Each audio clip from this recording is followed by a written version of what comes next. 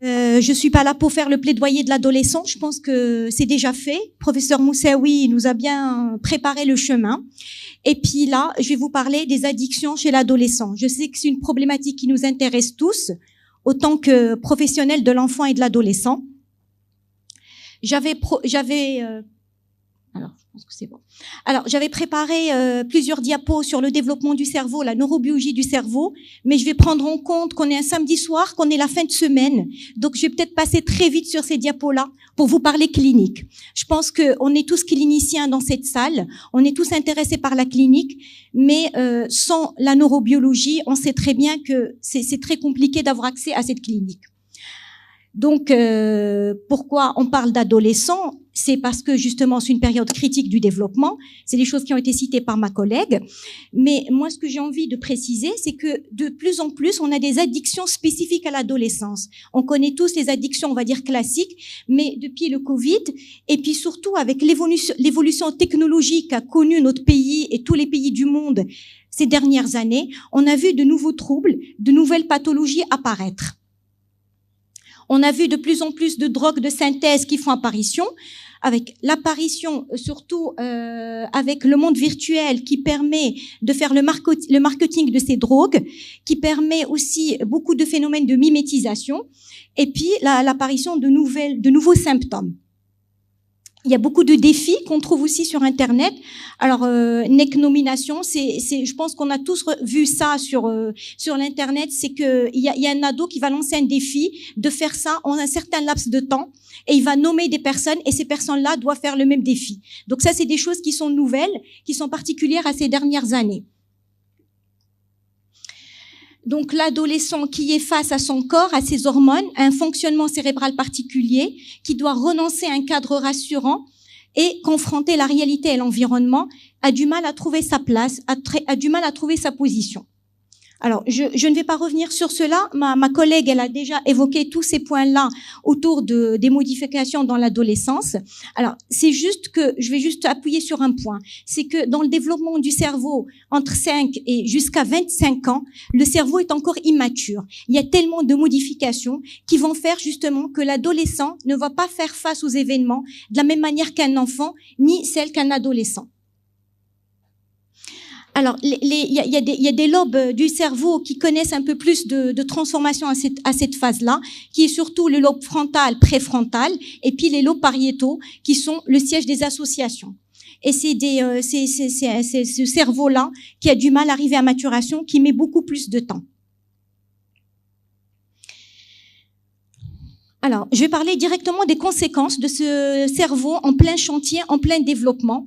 Et c'est le déséquilibre principal entre le cerveau émotionnel et le cerveau rationnel. C'est ce qu'a évoqué Soraya un peu plus tôt. Et donc, ça entraîne des problématiques de prise de risque. On voit que la prise de risque, elle est beaucoup plus importante chez l'adolescent, avec l'apparition des conduites à risque qui prennent de plus en plus de place. Alors, il y a un point aussi qui est très important, c'est l'hypersensibilité du cerveau adolescent à la récompense. L'adolescent, il a besoin d'une récompense rapide et parce qu'il n'y a pas cette capacité d'anticipation avec une majoration de l'impulsivité dans le cerveau adolescent. Alors, avant de parler d'addiction, je vais juste vous projeter les critères DSM-5 sur lesquels on se base pour reconnaître une addiction.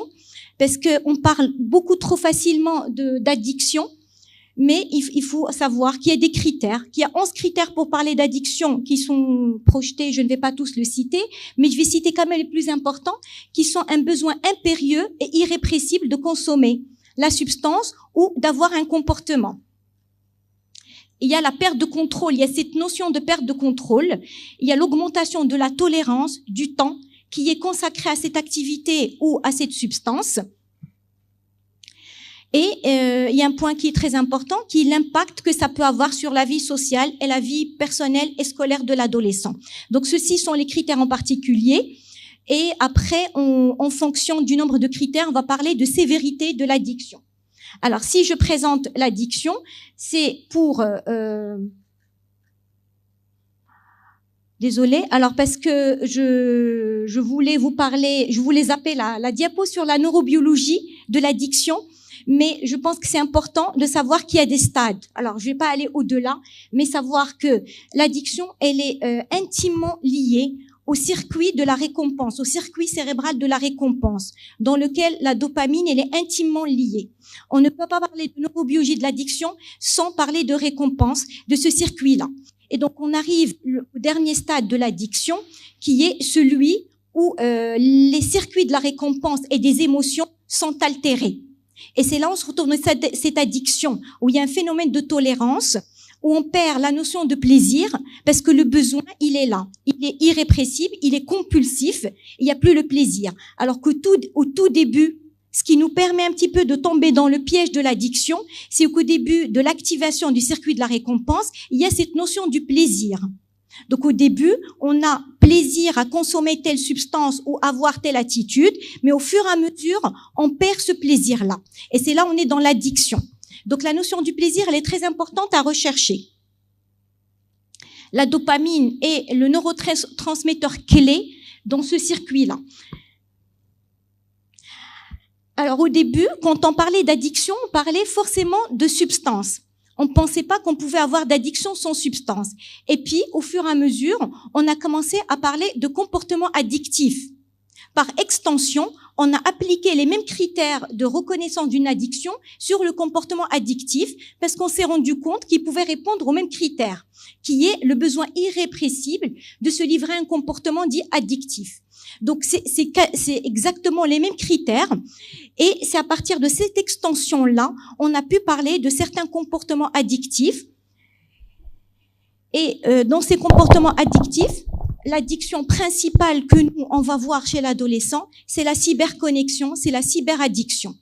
Alors, s'il y a une notion que j'ai envie de développer aujourd'hui, ce n'est pas l'addiction à l'alcool ou au tabac ou autre, parce que nous, en tant que psychiatre pour adolescents, pendant des années, on ne voyait pas d'addiction chez l'adolescent. Je pense que les collègues peuvent le confirmer. Ce n'est que ces dernières années, plus particulièrement en post-Covid, on voit de plus en plus d'ados, de plus en plus jeunes, qui présentent des addictions nouvelles. On a de nouvelles formes d'addiction aujourd'hui. Ce n'est plus l'alcool, la cigarette, la coke, toutes les addictions classiques, parce que souvent, c'est un peu plus tard qu'on les reçoit. Donc, c'est nos collègues psychiatres d'adultes qui les reçoivent.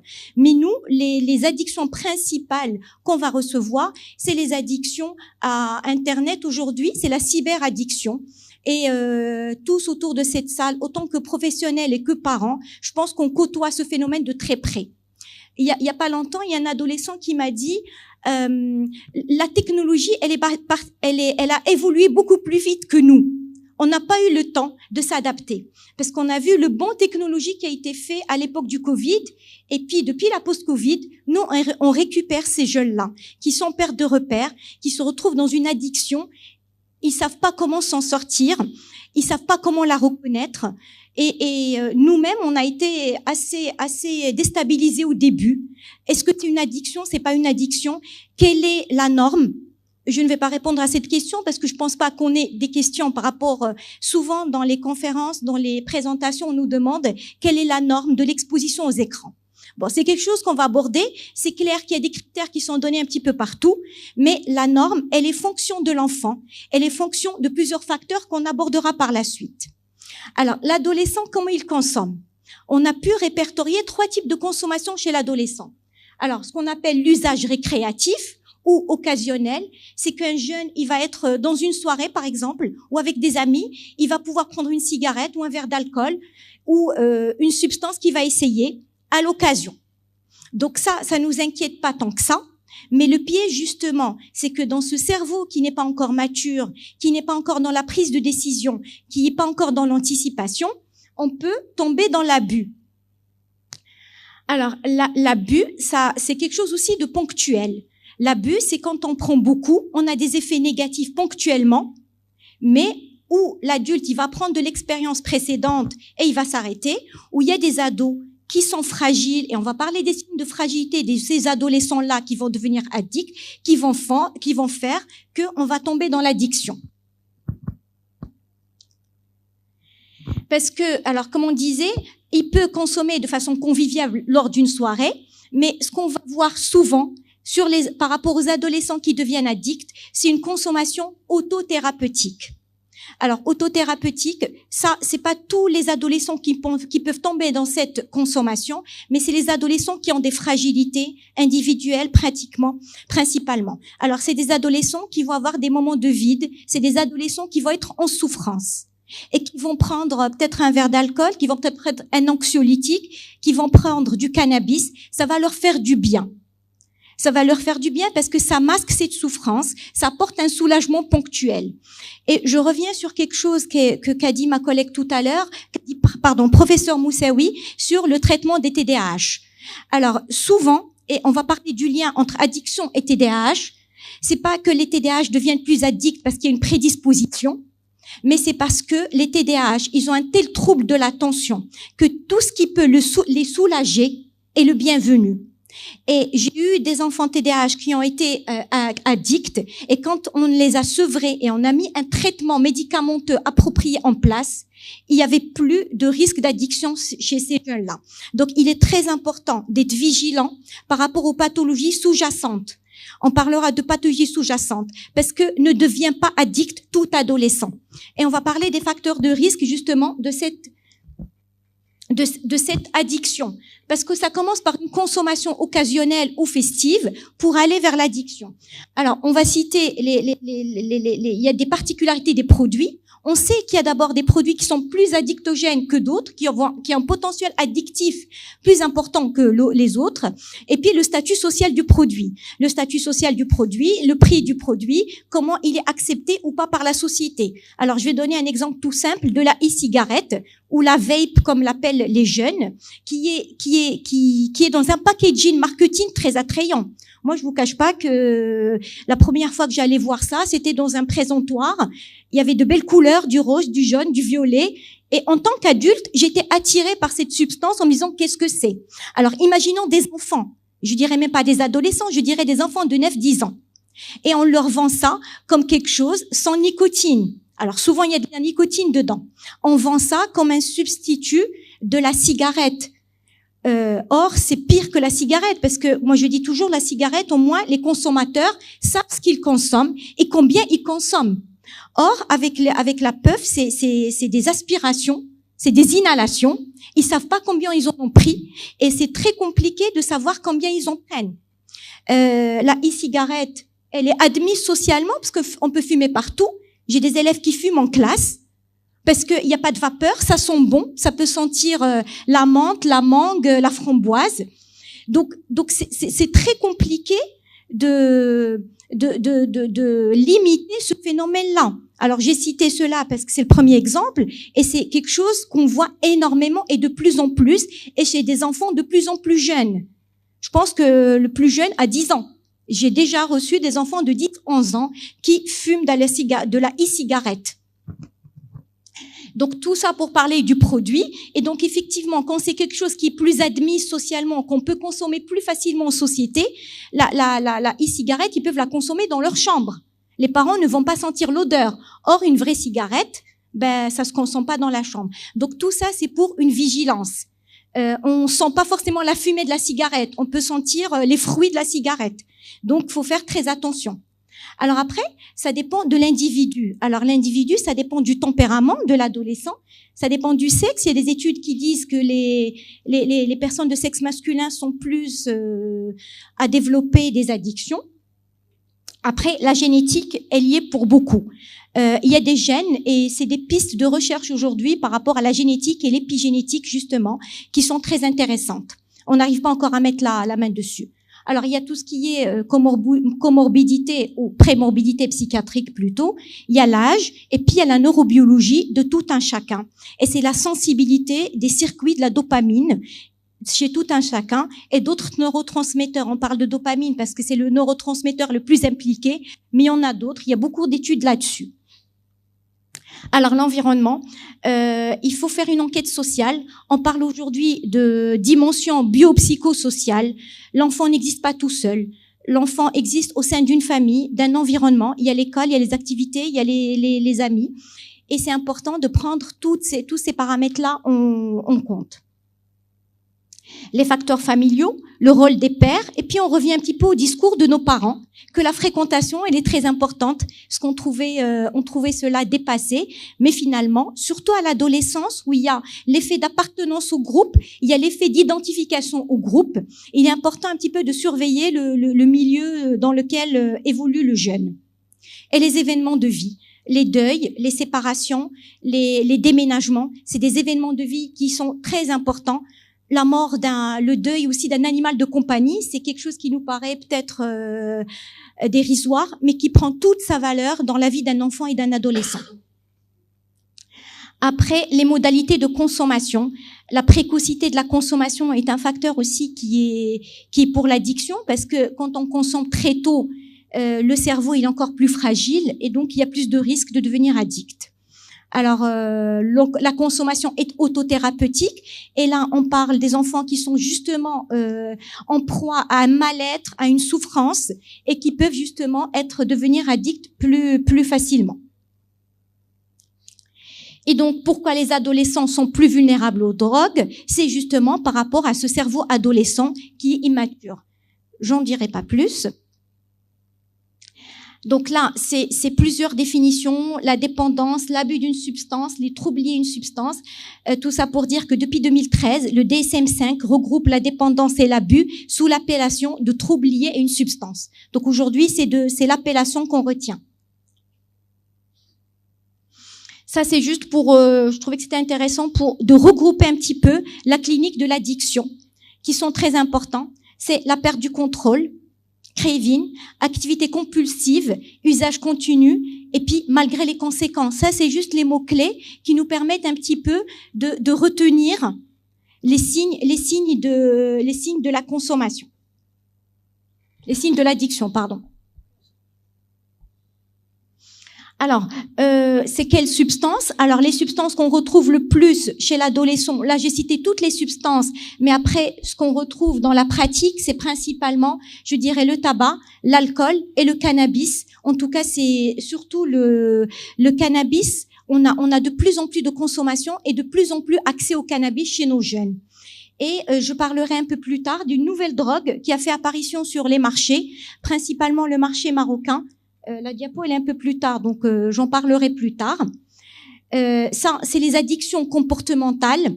Alors là, je liste un petit peu les différentes addictions comportementales, mais nous, ce qu'on va retenir aujourd'hui, c'est la cyberdépendance, parce que c'est ce qu'on trouve le plus dans notre pratique. Alors, juste, il faut faire une petite nuance entre l'hyperconnectivité et la cyberaddiction, parce que souvent, on a du mal à distinguer entre les deux. Et on est face à des adultes, à des adolescents de plus en plus connectés par la force des choses. C'est pour ça que parler de temps d'écran n'a pas de sens sans le mettre dans un cadre bien précis. On est hyper connecté pour chercher l'information, pour répondre à ses emails, dans certains établissements scolaires pour les besoins éducatifs. Donc, nos enfants, nos adolescents passent de plus en plus de temps devant les écrans. Donc, pour justement faire la part des choses, quelqu'un qui est hyper connecté, c'est quelqu'un qui peut quand même s'arrêter. Le besoin n'est pas impérieux. Et c'est là où il faut retourner aux critères DSM-5 qu'on a cités, parce qu'il faut faire attention de ne pas nous tomber dans le piège de pathologiser tous les adolescents. Parce que si on n'obéit pas aux critères d'addiction, on pourrait nommer tous les adolescents comme étant addicts, cyberaddicts. Dans un usage simple ou hyper connecté, il y a du plaisir, il y a quelques dommages ou un début de plaisir dans l'hyperconnecté pathologique, mais dans l'addiction, on est contraint d'être connecté. Il y a des dommages certains sur la vie quotidienne, sur la vie scolaire, sur la vie familiale et sociale. On a des ados qui refusent de rencontrer les autres, qui refusent de sortir, qui partagent plus les repas en famille. Et la notion du plaisir se perd. Donc j'ai mis un grand point d'interrogation sur la notion du plaisir.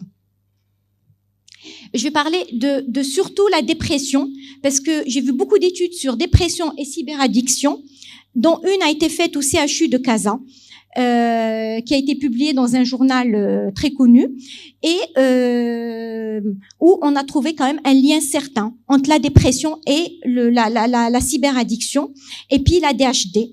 Donc, et je dis attention, le TDA n'est pas causé par les écrans. Ce n'est pas une conséquence aux écrans. On ne devient pas déficitaire d'attention parce qu'on a utilisé trop d'écrans. Mais quand on est TDA ou TDAH, on a tendance à surutiliser les écrans, justement, parce que ça répond à un besoin de stimulation.